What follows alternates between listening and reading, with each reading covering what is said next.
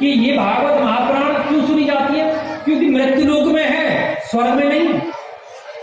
दूसरा प्रश्न क्या है? क्या है ये भागवत?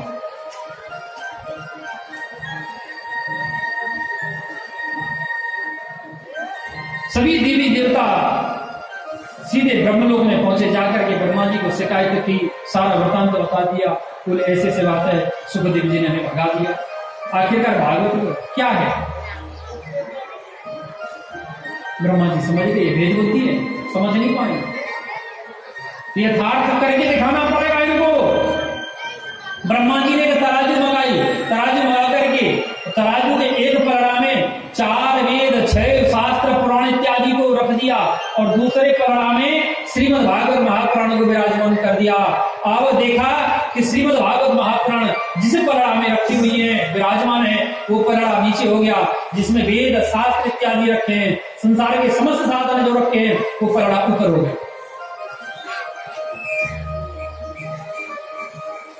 आप बताओ नीचे कौन जाता है? बाबूजी, आप चश्मा नीचे कौन होता है? जिसमें वजन होता है ना? और जो ऊपर कौन होता है? हल्का होता है ना?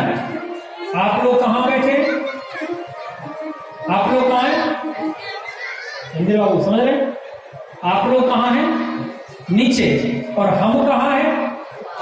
तो हल्का कौन हुआ, भारी कौन हुआ? प्रत्यक्ष के लिए प्रमाण की आवश्यकता नहीं। आप नीचे इसलिए हैं कि आप भारी हैं, वजन वाले हैं, इसलिए नीचे।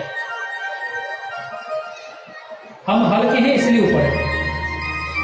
आप जमीन पर बैठे हैं, जमीन पर बैठने वाले को जमींदार कहा जाता है, बोले जमींदार जमीन पे बैठा।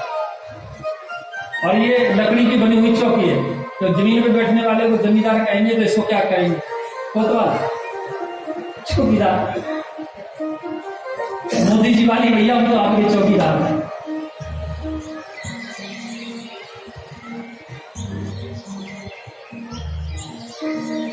ब्रह्मा जी कहने लगे, हे जी बताओ, श्रीमद्भागवताय श्रीमद्भागवताक्षोऽयं प्रत्यक्ष श्री कृष्ण एव। ये श्रीमद्भागवत महापुराण कोई साधारण पोथी नहीं है। श्रीमद्भागवताक्षो अयम प्रत्यक्ष श्री कृष्ण एव ही, ये स्वयं प्रत्यक्ष भगवान श्री अच्युत भगवान कृष्ण है, श्री कृष्ण है। बोलिए श्री बालकृष्ण लाल की जय। क्या है भागवत महापुराण? अच्युत भगवान श्री कृष्ण है, साक्षात कृष्ण है।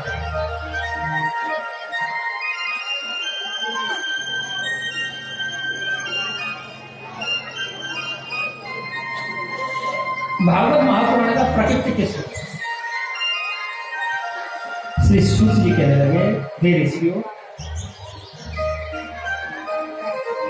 श्रीमद् भागवत महापुराण सबसे पहले नारायण भगवान ने ब्रह्मा को दी, ब्रह्मा ने अपने पुत्र नारद को दी, नारद जी ने वेद व्यास जी को दी, वेद व्यास जी ने सुखदेव जी को दी, सुखदेव जी ने राजा परीक्षित को दी।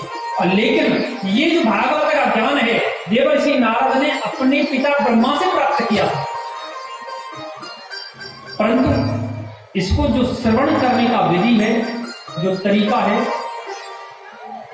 वो नारद जी ने अपने ही भ्राता सनत कुमारों से प्राप्त किया। सनत, सनंदन, सनातन, सनत कुमार, 4 भाई ब्रह्मा जी के। सोनकादि ऋषि बोले, गुरुदेव ये बात हमारी समझ में नहीं आई। ज्ञान तो प्राप्त किया ब्रह्मा जी से, और जो विधि है, श्रवण करने का तरीका है, विधि है, उसको सीखा सनत कुमारों से। ऐसा तो हो नहीं सकता। क्यों?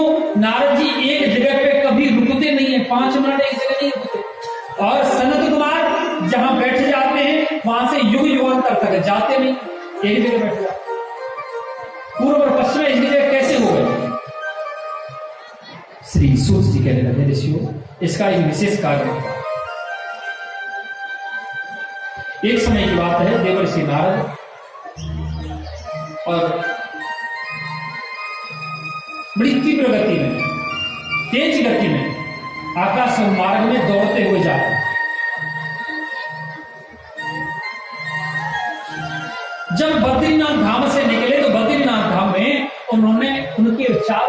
सनत कुमार विराजमान है।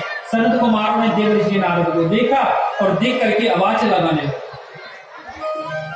कि कथम ब्रह्मादीन मुखम कुतश्चिंता तुरो भवाना त्वरितम गम्मते कुतश्चाद्गमनं तव। बोले हे कथम ब्रह्मादीन मुखम, हे ब्रह्मपुत्र कहां भाग रहे हो? कथम ब्रह्मादीन मुखम, कहां जा रहे हो? कथम आए कहां?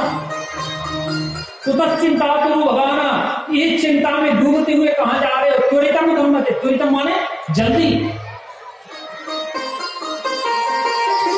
त्वरितम गम्मते कुतः कुतश्चाद्गमनं तव, आप कहां जा रहे हो? आकर के देवर्षि नारद ने जैसे अपने भैया की आवाज सुनी, आकर के उनके चरणों में गिरे। बोले हे भ्राता, मेरी रक्षा कर, मैं क्या कष्ट करूं?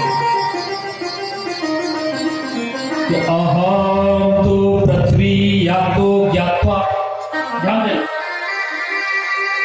ये महात्मा चल रहा है। आज की कथा को आप अच्छे से समझ लेना, तो संपूर्ण समझ लेना कि संपूर्ण श्रीमद् भागवत महापुराण आपकी समझ में आ जाए।